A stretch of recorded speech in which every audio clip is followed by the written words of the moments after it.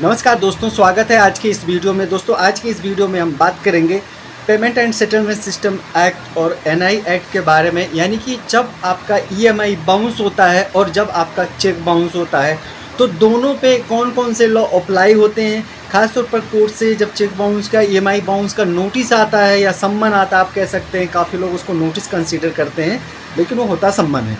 तो इन सब के बारे में फुल डिटेल में बात करेंगे। नोटिस क्या है, कब कैसे इशू की जाती है, सारी चीज़ों के बारे में बात करेंगे। अगर आपका कोई नोटिस आया है, कोई सम्मन आया है तो उससे कैसे बच निकलेंगे, इन सब के बारे में बात करेंगे आज की इस वीडियो में। तो वीडियो शुरू करते हैं दोस्तों। सबसे पहले जानते हैं payment and settlement system act है क्या और क्यों बनाया गया।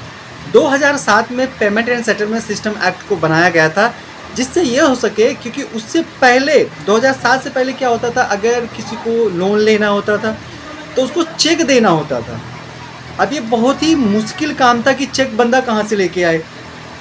तो इसलिए payment and settlement system act लाया गया ताकि बिजनेस को और जो लोन देने का काम करते हैं उनका जो कार्य है, जो उनके उस फील्ड में जो पैसों मतलब बैंक है, इन सबको थोड़ी सुविधा हो, कंपनियों को सुविधा हो, कहाँ आदमी चेक कैरी करते हुए घूमेगा।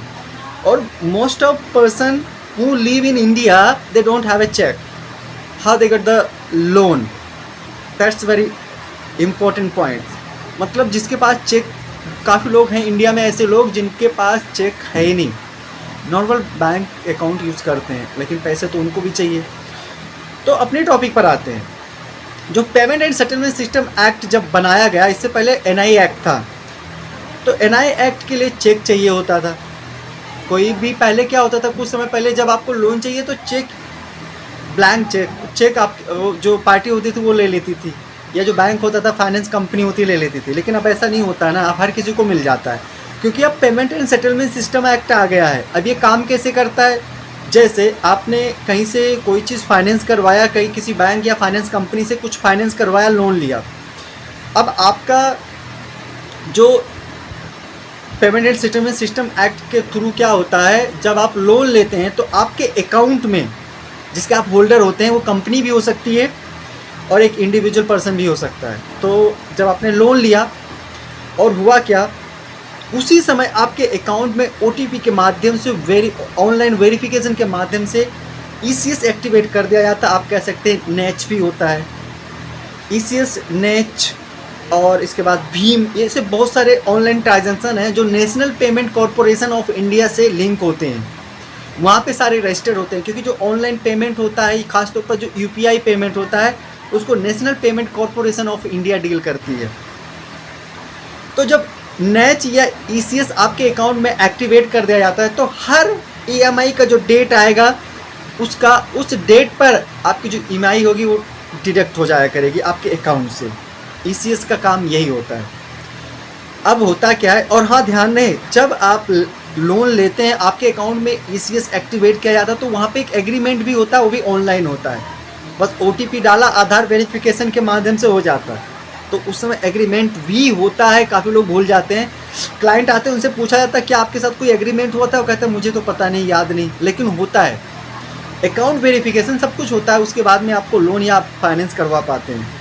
अब होता क्या है, ख़ास तौर पर जो 95% लोगों का जो ये मैटर आता है वो इनसफिशिएंस फंड की वजह से आता है। मतलब अकाउंट में पैसे नहीं थे, इसलिए क्या हुआ, ईसीएस बाउंस हो गया, मतलब जो ईएमआई बाउंस हो गई। एक कॉमन वर्ड में कहीं ईएमआई बाउंस हो गई।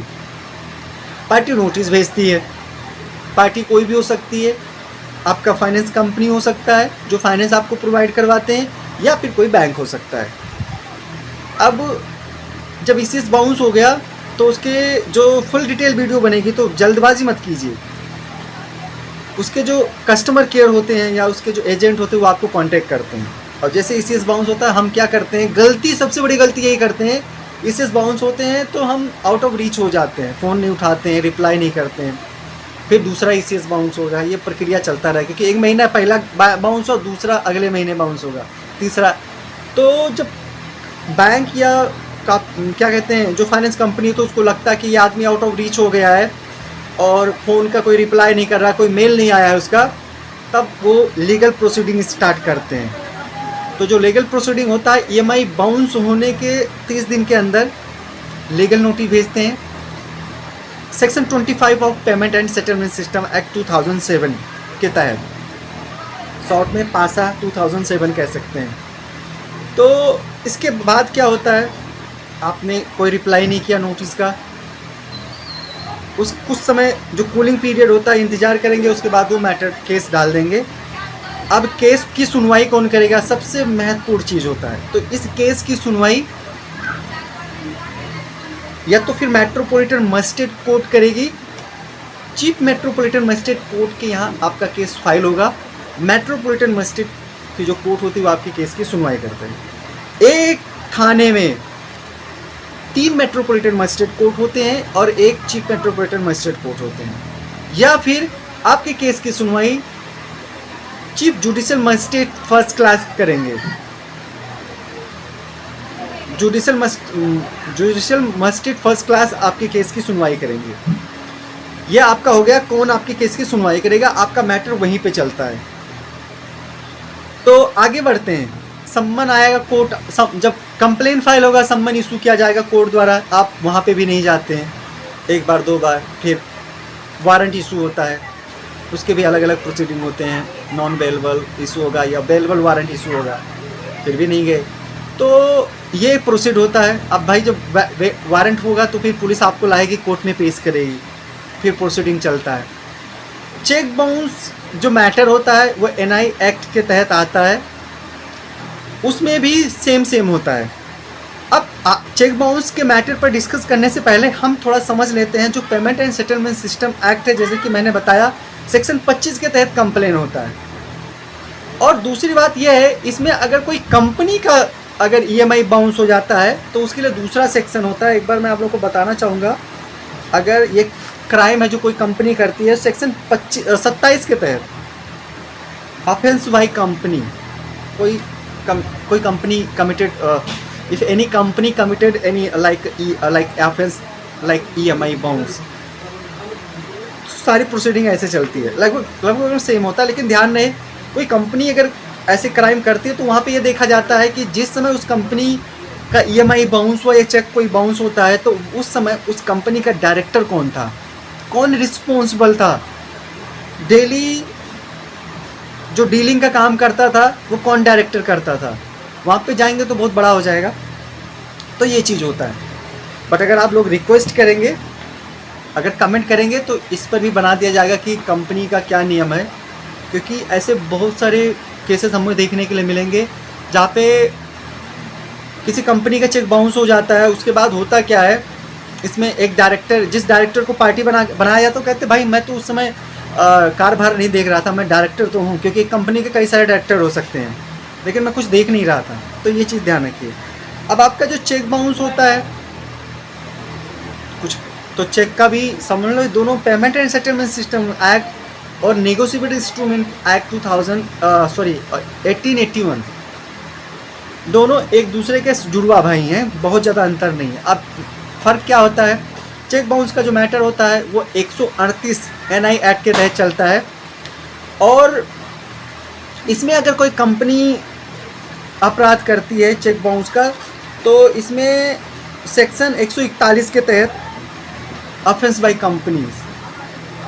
कंपनी तो वहाँ पे इम्प्लीमेंट होता है और चलता है। दूसरी बात, कुछ महत्वपूर्ण जजमेंट है, उसके बारे में भी डिस्कस करेंगे, हमारे सुप्रीम कोर्ट द्वारा दिया गया था। मैं अपने हर वीडियो में कहता हूँ, जिस जजमेंट का जिक्र करता हूँ, आप लोगों ने अगर पुरानी वीडियो देखा हो तो आप लोगों को पता होगा, वो होता है दामोदर एस प्रभु बाबा सैयद लाल। तो आपका जो चेक भी बाउंस होता है उसमें भी आपका एक लिमिटेड टाइम होता है, उसके अंदर आपको नोटिस देना होता है।